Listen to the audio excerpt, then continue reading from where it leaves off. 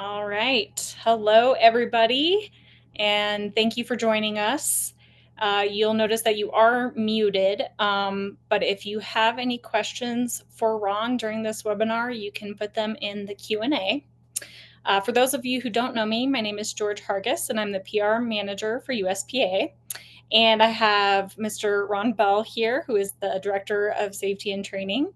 And he is going to go over the 2024 Fatality Summary. So without much further ado, take it away, Ron. All right. We're going to wait a little bit, see if there's a couple more logons, or we want to just get started right now? I think we'll just go ahead and get started. And if latecomers join, then they can watch the recorded They can version ask later. questions at the Yeah. end. Yeah. All Yeah. right. All right. Well, thanks for everybody for showing up. It shows that you guys are very safety conscious and looking forward to having a safe summer. This fatality report, going over all the fatalities from last year, 2024, was actually a hallmark year because it was the lowest number of fatalities we've had in any year since we began keeping records in 1961. In 1961, we had 14 fatalities. Last year, we only had 9 fatalities. It wasn't the first time that we beat 1961. It was the first time that we had single digits. When we look at fatalities, the first thing we like to do is look at the big picture and see where we're kind of fitting into the big picture and see if there's anything standing out. Because the purpose of going over the fatalities is trying to find trends so that we can change our teaching methods, so we can change the way that we do things, so we can be safer as we progress in the sport. So like I said, 9 fatalities last year. When we look at the percentages of last year, that percentage is the percentage of the total for that category versus the 20-year average. You notice everything's within a reasonable margin of error. Landing problems is a little high. That's about 10% higher than the year before. We'll go over that when we get into those individual fatalities. Otherwise, everything else is looking really good. Big picture, if you look at fatalities, this is the average for the decade, the number of fatalities we had average for the year for that decade. You notice from the 1970s all the way to the 2000s and beyond, we were able to lower the fatality rate every decade. From 1960 to 1970, we actually jumped in fatality numbers. But the interesting thing about raw numbers is they don't really represent anything. So by comparing the number of fatalities to the number of jumps we made, we come up with what we call the fatality index. The fatality index represents how many fatalities we had per 100,000 skydives. So even though we had that jump from the 60s to the 70s, because we did a lot more jumps, our fatality index lowers over the decades. So that so far this decade, the 5 years that we've had so far this decade, we've been averaging 1 in 300,000 skydives, which is a huge difference from what we were started with in the 1960s, where we were averaging 1 fatality per 17,000 skydives, or approximately 6 fatalities per 100,000 skydives. Looking at the decade average compared to last year's by license, we don't see any major red flags. Everything's a little lower than the average, which is expected because we had a really low fatality year. Now we're going to break down into the individual categories and look at the individual fatalities. Guys, remember, we go over this so maybe we learn something, but each fatality that we have in the sport affects a lot of people, friends, families, the skydiving community, and we need to be respectful for that. All right, so the first category we're going to look at is entanglements. We had an entanglement last year. We also had an entanglement the year before, but about the 5 years before that, we did not have a fatality. This is one of the categories that's kind of hit or miss. Usually it's either we have one or we don't in this category. More often than not, we don't. But last year we did. Last year it was a 63-year-old male with 200 jumps, 8 years of experience. He was making his first solo wingsuit flight from a Cessna 182.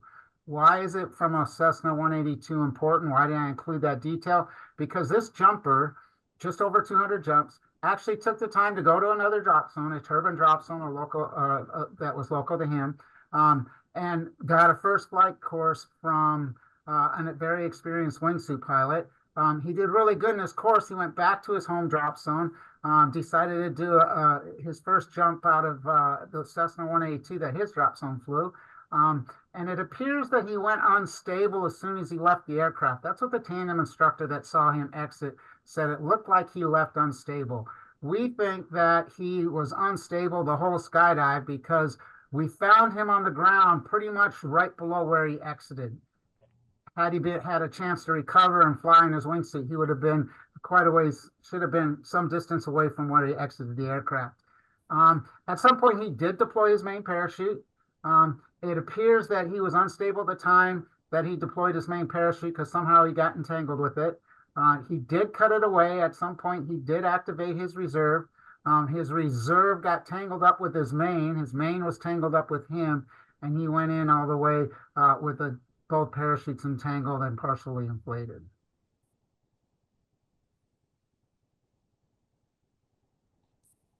Canopy collision, this is another one that if you look at the trend line, we've been doing really good at this. In fact, in the last 7 years, this is the first time that we've had a fatality, or in the last 6 years, in this category. Typically, canopy collisions happen right after opening or sometime during the landing pattern, typically closer to the ground, where people are starting to focus more on where they're going to land, and they start to lose that situational awareness because they really start to narrow in on where they're going to land.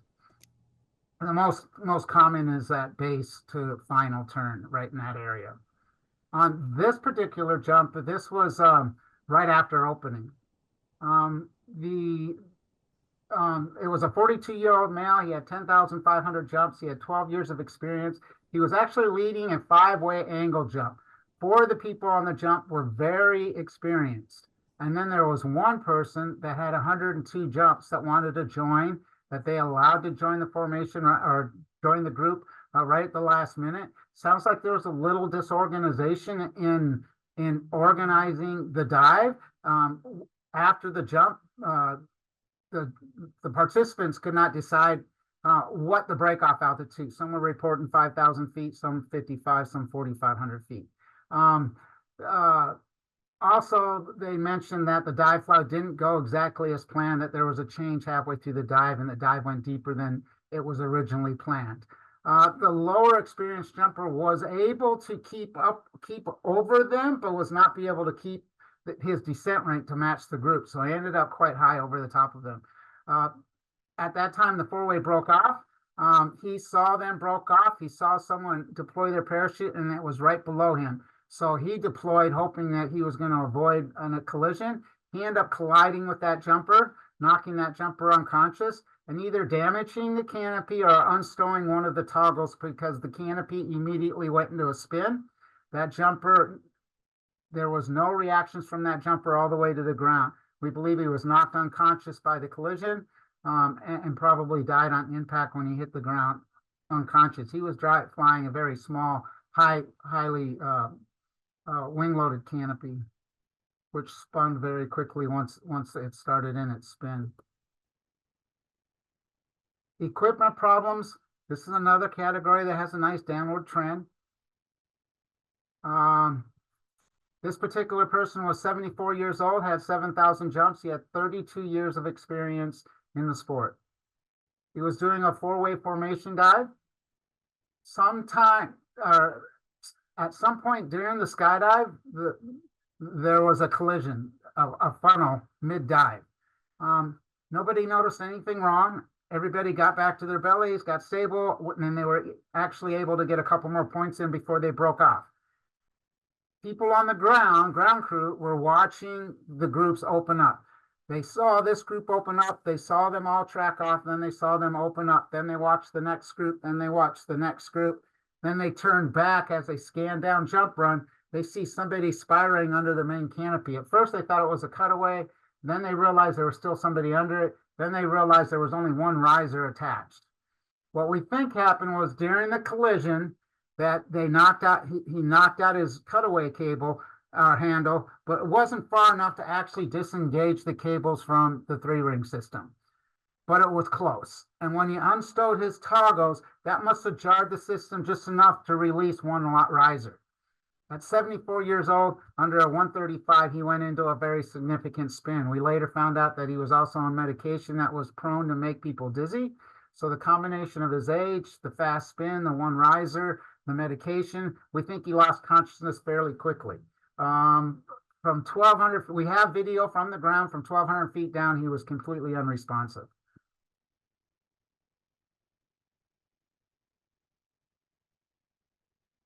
Medical problems. This one's fairly consistent throughout the last 20 years. We were having a lot more fatalities in the early 2000s than we are having now, and we're always having one, two, three fatalities in the medical category. This includes heart attacks, strokes. It can also include a suicide, which is a mental problem, still a medical problem. This particular incident was a 47-year-old male with 1,000 jumps, 12 years of experience. He exited from a Cessna Caravan at 14,000 feet.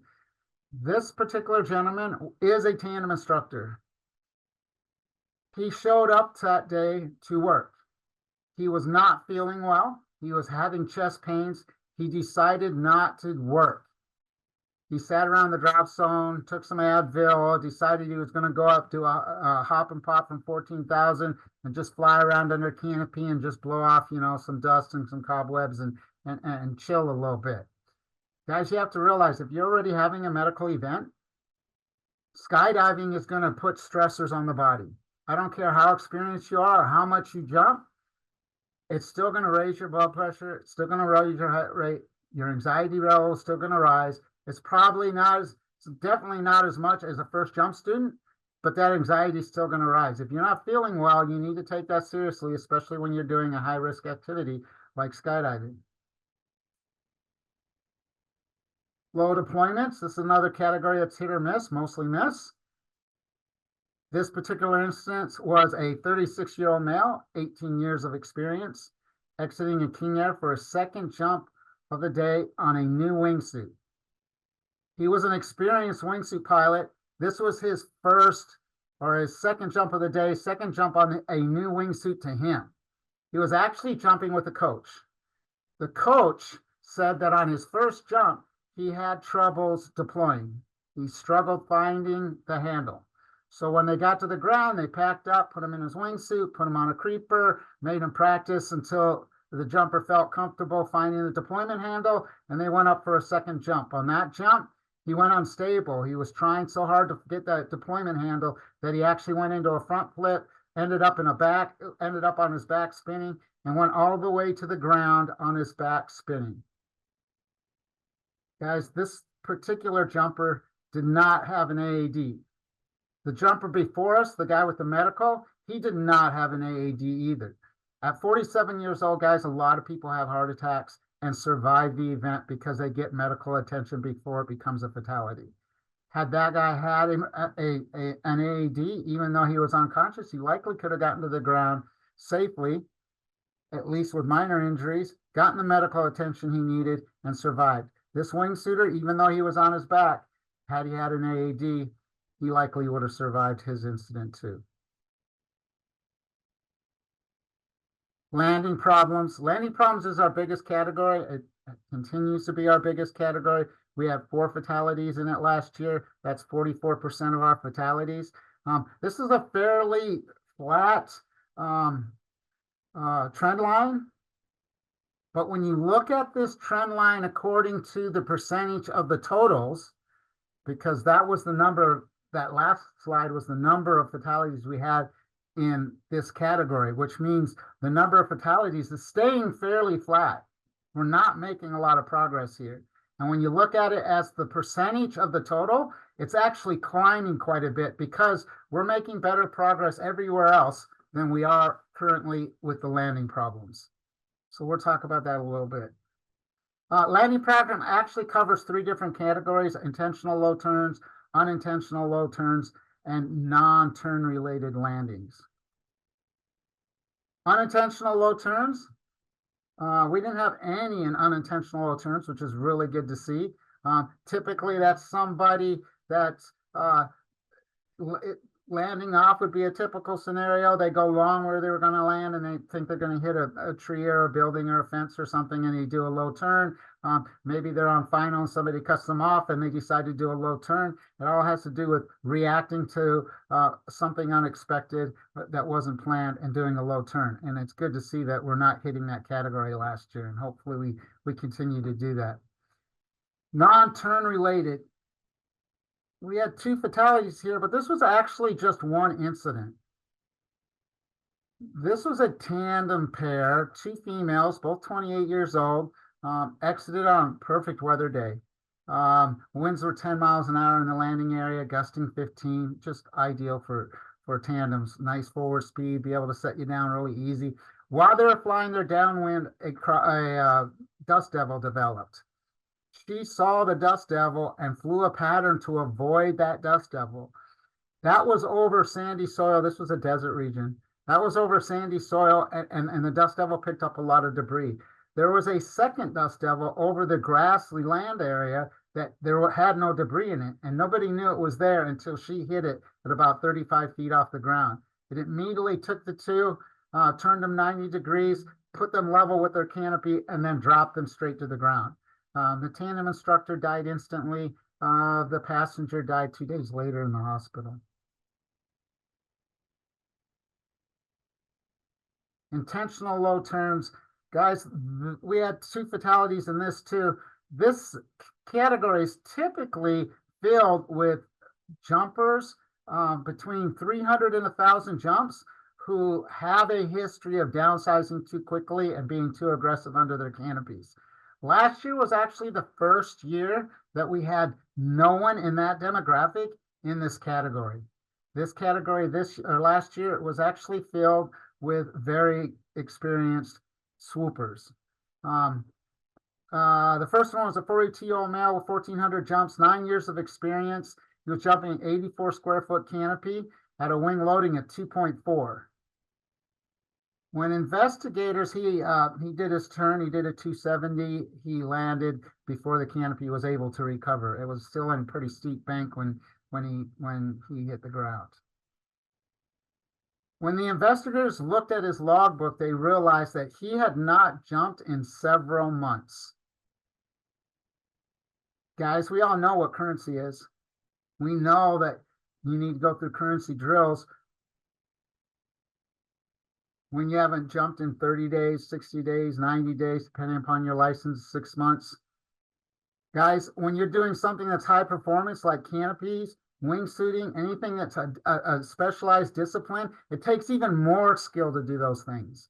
And if you're going to take a long break, when you come back, you need to approach it slowly. For me, myself, I jump a 75 square foot canopy at a wing loading of 2.6. If I go more than 30 days without doing my 450, which is my favorite turn, then I'll start off by doing 90s, get back that sight pitch, start building that sight picture back up, and in 2 or 3 jumps, I can go back to my 450s, but I'm not going to go back and hit my 450 right off the bat because I know my sight picture could be off a little bit.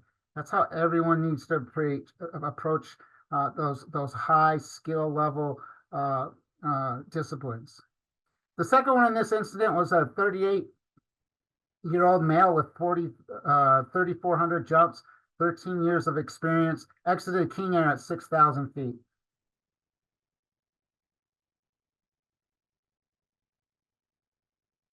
He was jumping an 84 square foot canopy at a wing loading at 2.6. He was actually practicing and swooping a pond. He was there. This was the day before a competition. He was there to practice on the pond before he competed the next day. So he was current. This was not a new canopy to him. He was very proficient at what he was doing. What I think was the thing that kind of was a little off on this jump was that he was at a new location and he he's under pressure himself. He's pressuring himself because he knows he has some of the best swoopers in the world that are here for that competition. The eyes on him, so they feel like they need to perform better. So they push it a little bit harder. And in this case, he pushed it just a little bit too hard. This isn't the first time we've had a swooper have a fatal incident before or during a competition.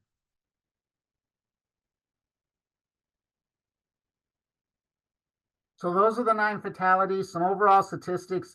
Average jump numbers was 3,200.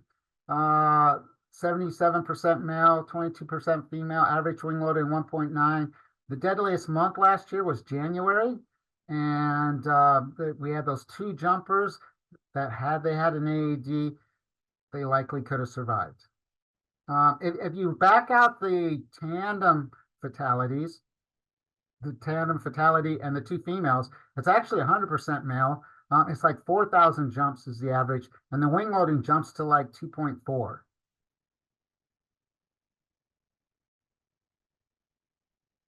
So now what?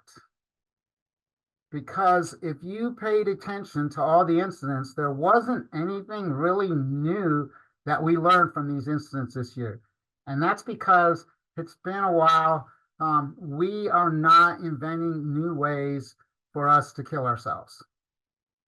And in fact, if you can say I'm not a wingsuiter, I don't jump highly wing-loaded canopies, I don't do high-performance turns, I know that I'm fit to skydive because I get medicals once a year, or I'm so young I don't need to worry about it because my medical 5 years ago said I was perfectly healthy. You practice your emergency procedures, you're meticulous about your gear, and you're fairly cautious about the weather that you jump in. Then you probably nothing that we talked about tonight actually applies to your jumping habits. So I said that we are going to look at the fatalities and we're going to try and figure out how to be safer in the future. So that's where I come up with now what.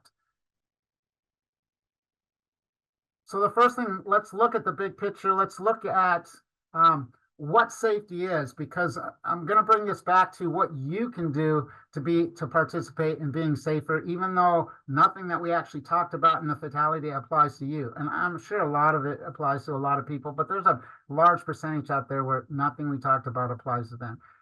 First, we have to realize that safety there's 3 phases to safety. The first one is engineered safety. This is and most of this happened in the 70s, 80s, and 90s. This is when we came up with AADs, we came up with the BOC, we came up with the RSL, we came up with AADs, we came up with the square parachute, for God's sakes. That's engineered safety. One RSL can save thousands of lives. The AAD, that can save thousands of lives. That all happened in the 70s, 80s, and 90s. I'm not saying that we're giving up on it. I just don't see anything new on the horizon that's going to save thousands of lives when it comes to engineers. It's possible that we come up with some kind of new material to make lines that never tangle, never line twist, or never break. That would be fantastic. But right now, I don't see that on the horizon. The next stage is called procedural safety. This is USPA with the ISP. It's also the BSRs. It's the Skydiving Information Manual. It's also PIA. Them coming up with, hey, these are the type of materials that you have to use. These are the standards for testing the materials, etc. The FAA, they play a role in that. Anyone that has a hand in controlling the sport, making rules for the sport. And then the last one, and I think this is kind of our final frontier, is behavioral safety. So let's talk about behavioral safety just a little bit. And how that fits into our safety culture. So what is a safety culture? Some people have a hard time expressing exactly what a safety culture is. A safety culture boils down to how the group thinks about safety. And that could be the group that you're jumping with. That could be your DZ. That could be USPA as a whole. That could be individual countries. How does that country, how does that group, whatever group you're looking at, how do they look at safety? What do they allow to happen? What do they don't allow to happen? And then why does safety culture matter? Because our rules and our regulations set boundaries for what we can and can't do, but our safety culture fills in the gap where we don't have rules. For instance, there's no rule that you have to wear an AED. There's no rule that you have to wear a helmet. There's no rule that you have to wear a jumpsuit. These are good things to do, but there's no rules forcing you to do those things. So what does your culture allow you to do? Does your drop zone allow you to jump without an AED? Because there's 2 people that died last year that had they had an AED, they might still be alive. There's some drop zones that say you have to have an AED. That's part of their safety culture. Not letting you jump without an AED, that's also part of your safety culture. So what's your role? The first thing you have to realize is this whole presentation has been about fatalities. Last year we had 9 fatalities.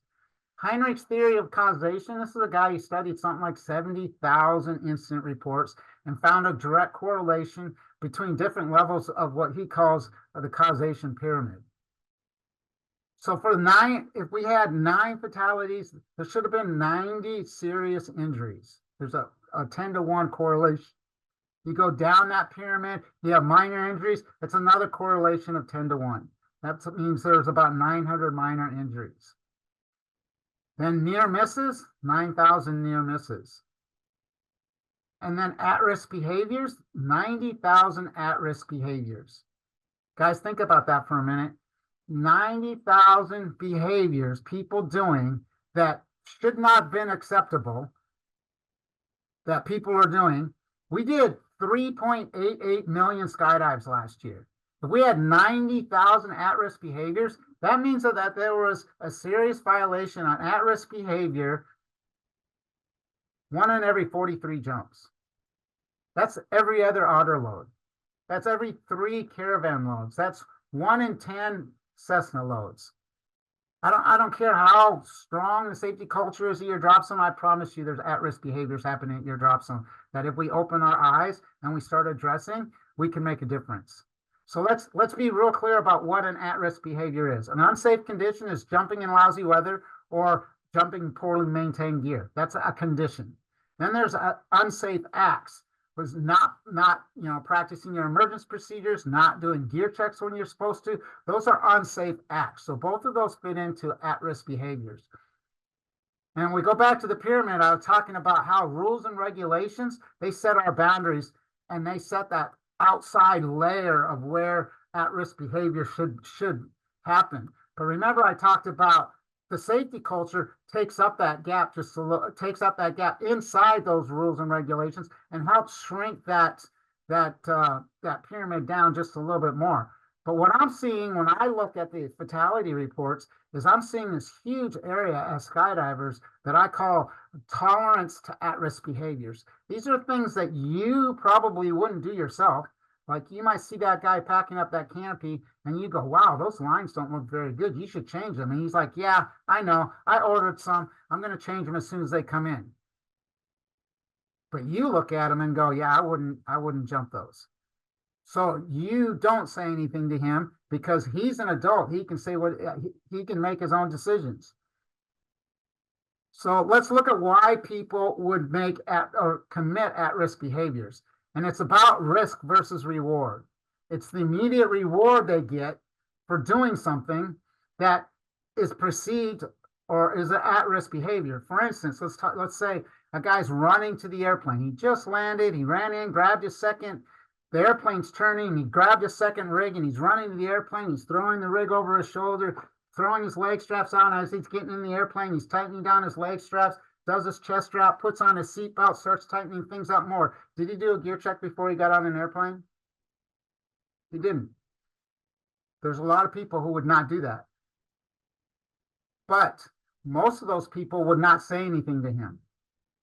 Why wouldn't they say something to him? Because if we don't speak up, all we're doing is reinforcing that bad habit.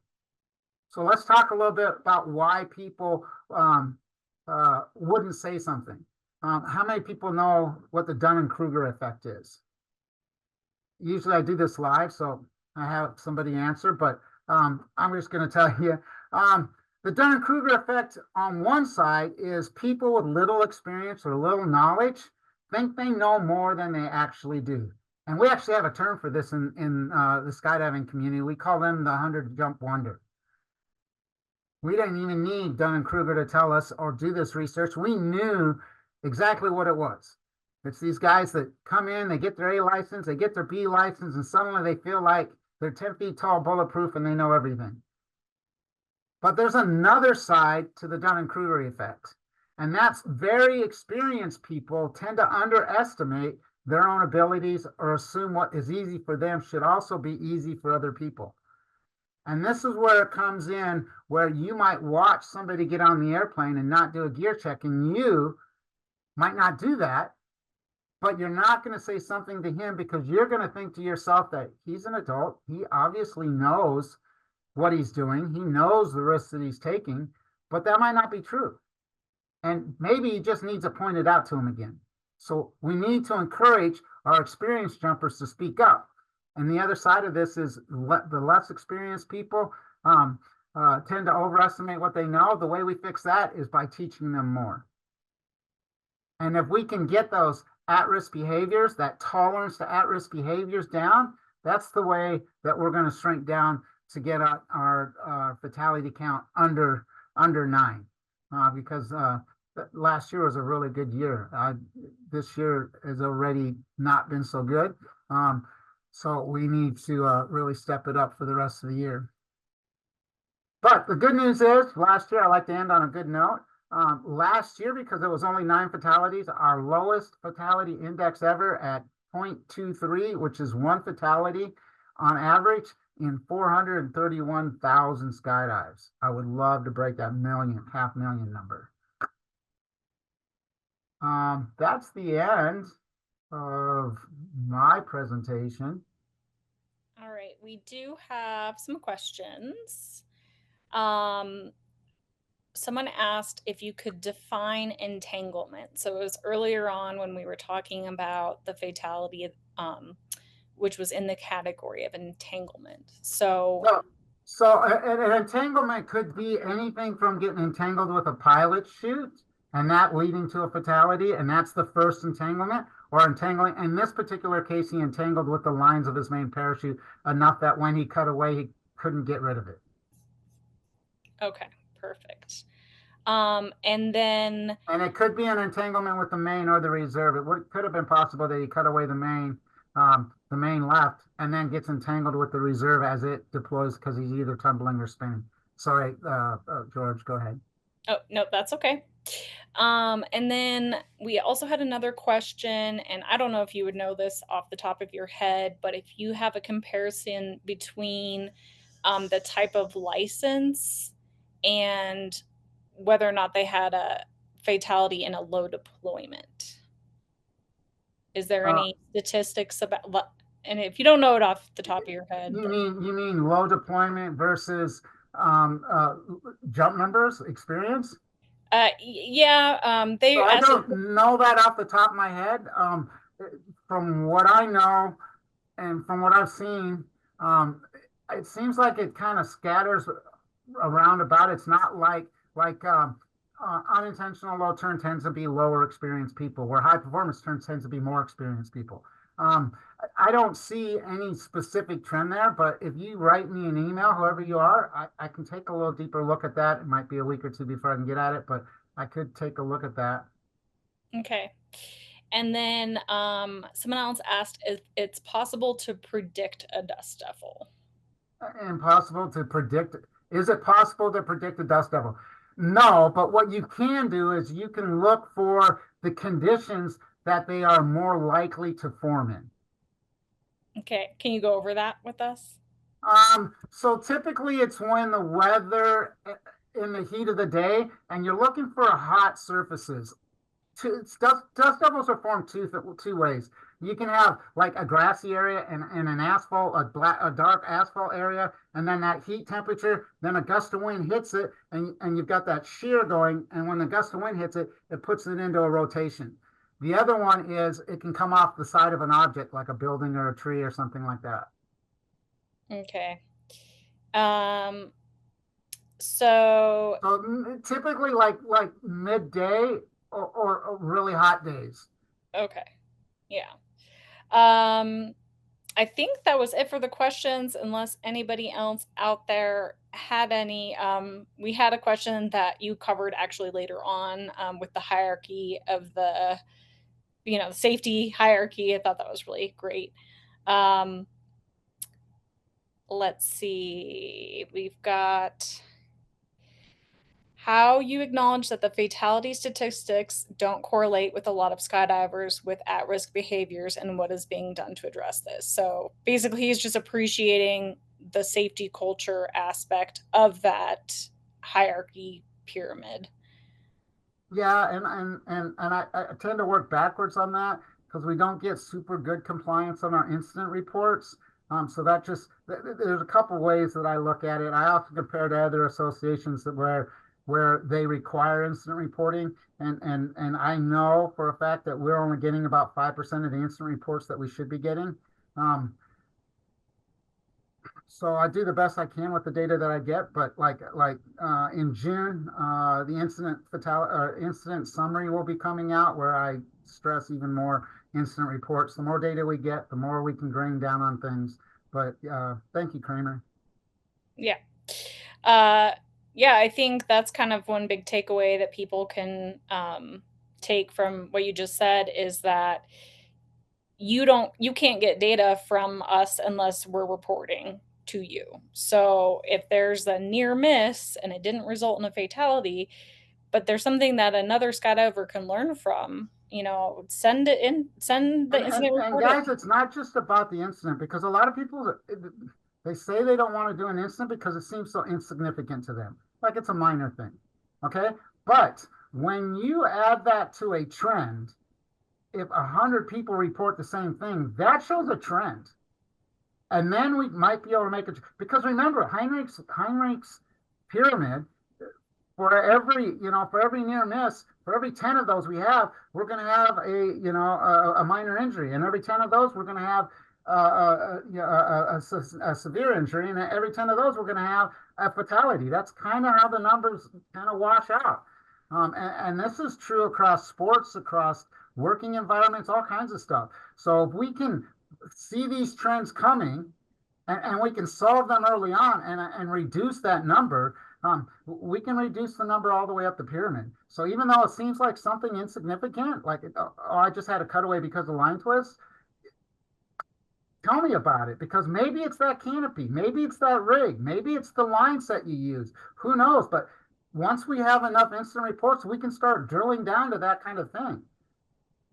Yeah. And they're anonymous too. So people don't have to worry about, you know, shaming themselves or shaming others. It's just about providing the data. So you don't have to worry about getting in trouble or, getting embarrassed. It's all anonymous. So It can be, absolutely.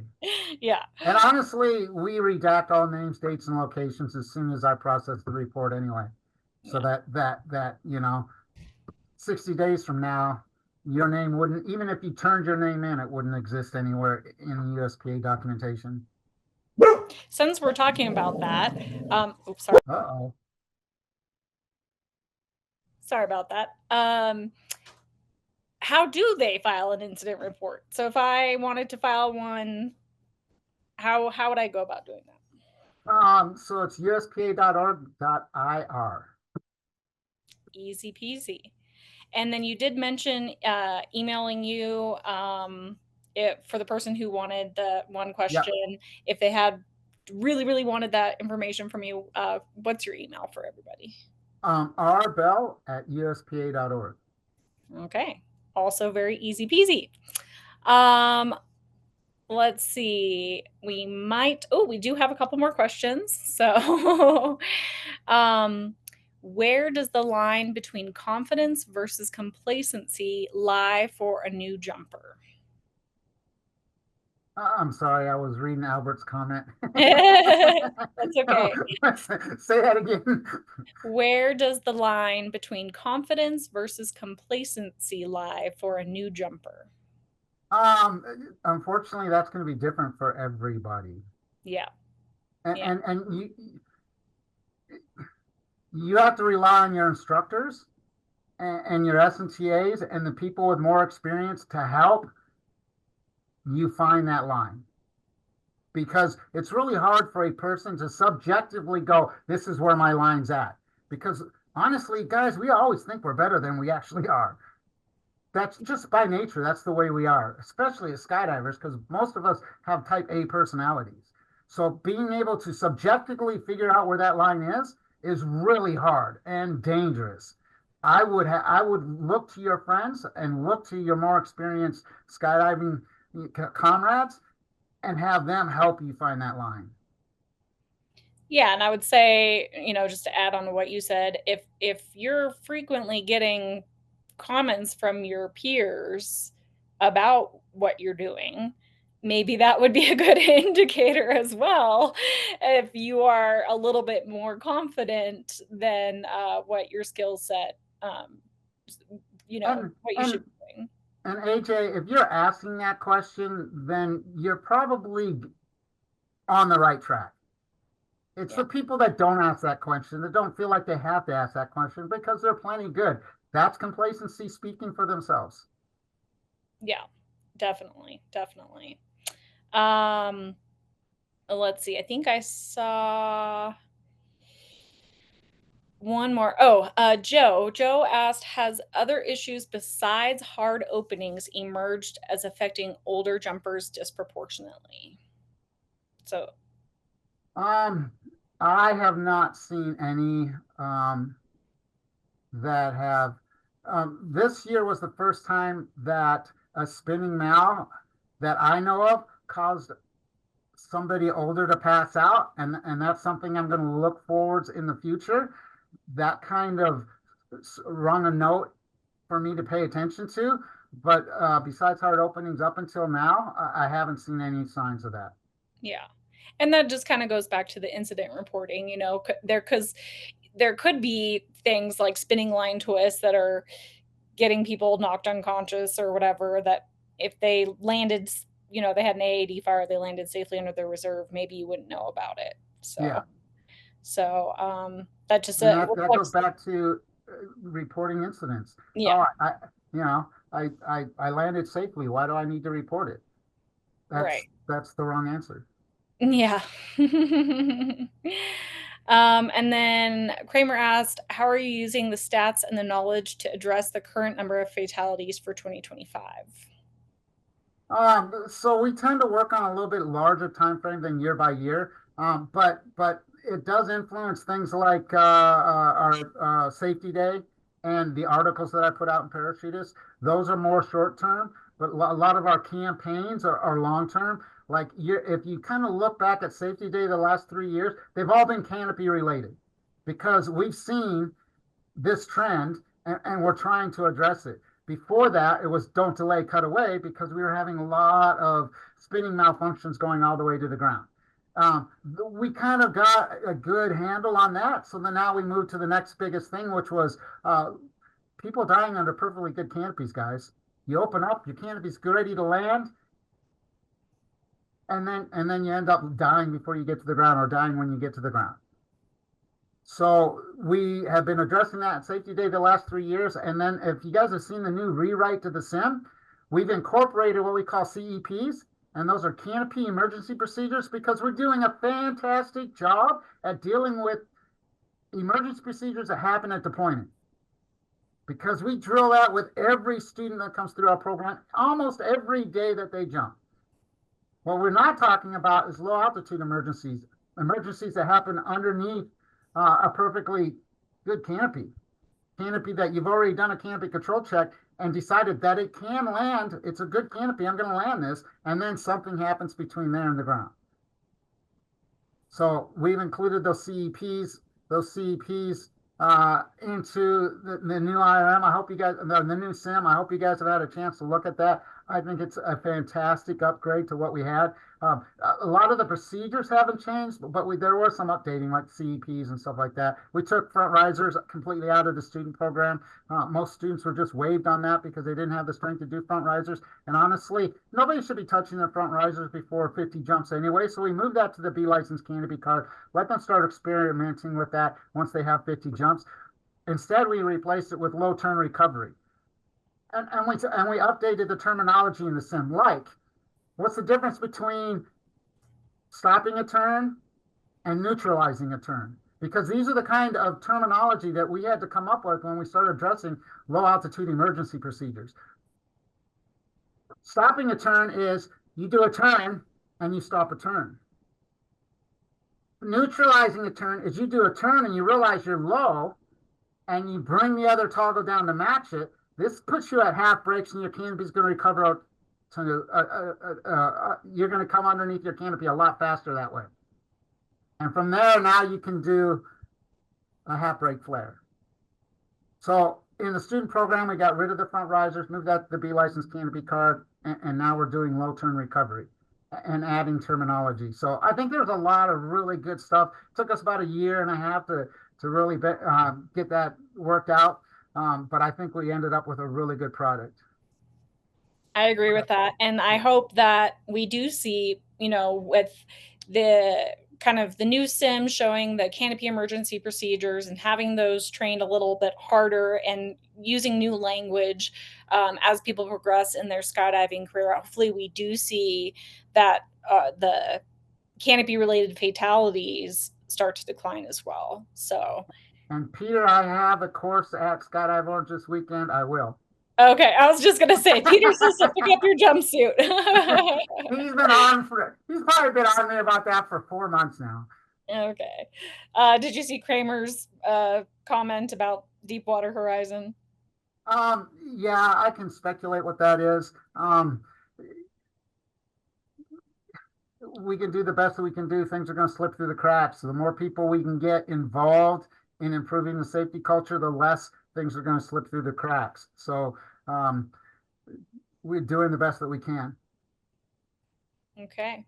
And then for those of you who haven't been reading the Q&A, USPA Executive Director Albert Berchtold has been here, and he's putting out a pitch because Ron is hiring in the safety and training department. So if you really like this type of information and you want to be part of the process and the system of making our sport as safe as possible, then hit Ron up. Yeah, specifically, guys, the role I'm looking for is it has to do with processing incident reports. So if that's something that you think you would enjoy, hit me up. All right. Well, I think we went through all of the questions in the chat. And for those of you who attended, thank you so much. We did record this, and you'll get an email with the recorded version. So if there's any parts you missed, you can revisit them later or share with your friends. I know that this presentation was shared out to all of the SNTAs and drop zone owners so they could present this at their safety day.